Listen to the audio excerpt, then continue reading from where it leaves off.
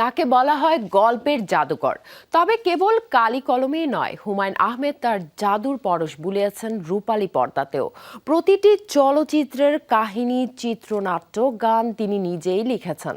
সবগুলো সিনেমায় দর্শককে মুগ্ধ করেছে, পেয়েছে সমালোচকদের সমীহ। বিশেষ করে সহজবোধ্য সংলাপ ও চরিত্রের নান্দনিক বিকাশে চলচ্চিত্রকার হুমায়ূন আহমেদ ঢাকা সিনেমায় একজন ম্যাজিশিয়ান হয়ে আছেন, থাকবেন। কিংবদন্তি এই লেখক ও নির্মাতার ৭৬তম জন্মদিন আজ। ১৯৪৮ সালে ১৩ নভেম্বর নেত্রকোনা জেলার কুতুবপুর গ্রামে জন্ম তার। ছোটবেলায় বাবা নাম রাখেন শামসুর রহমান কাজল। পরবর্তীতে নাম পরিবর্তন করে হন হুমায়ূন আহমেদ। ঢাকা বিশ্ববিদ্যালয়ে পড়াকালীন শুরু করেন লেখালেখি। দীর্ঘ প্রায় ৫ দশক বাঙালিদের বুঁদ করে রেখেছিলেন তার সাহিত্যে। তবে সাহিত্যের মতো অবদান রেখেছেন শিল্পের আরো দুটো জায়গায়। চিঠি দাও, রোজ একটা করে চিঠি রেজিস্টার্ড পোস্ট করে পাঠাও। উত্তর না দিয়ে যাবে কোথায়? শুরুটা হয়েছিল ছোট পর্দার নাটকের জন্য একজন গল্পকার হিসেবে। ৮০ দশকে বাংলাদেশ টেলিভিশনে প্রচারিত এইসব দিনরাত্রি দিয়ে তার যাত্রা শুরু।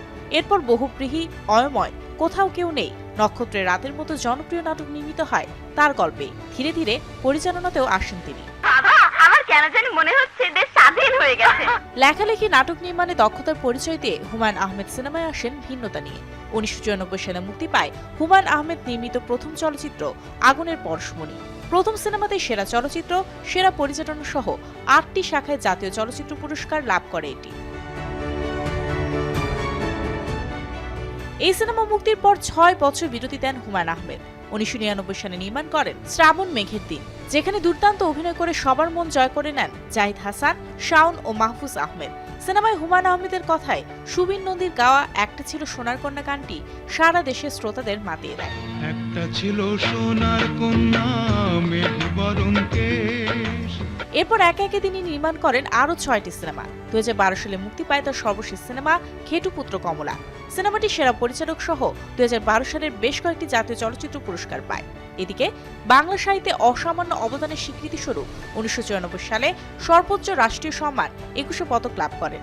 এছাড়া বাংলা একাডেমি, বাচসাস, জয়নুল আবেদীন স্বর্ণপদক সহ অসংখ্য সম্মাননায় ভূষিত হয়েছেন তিনি।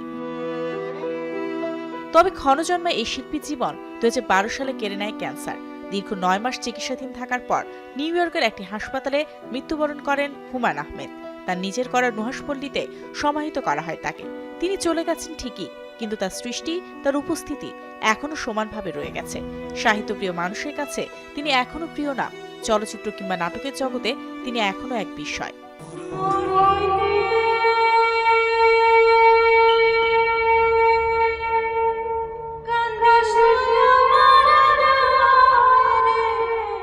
মারিয়া হোসেন, শোবিস টুনাইট।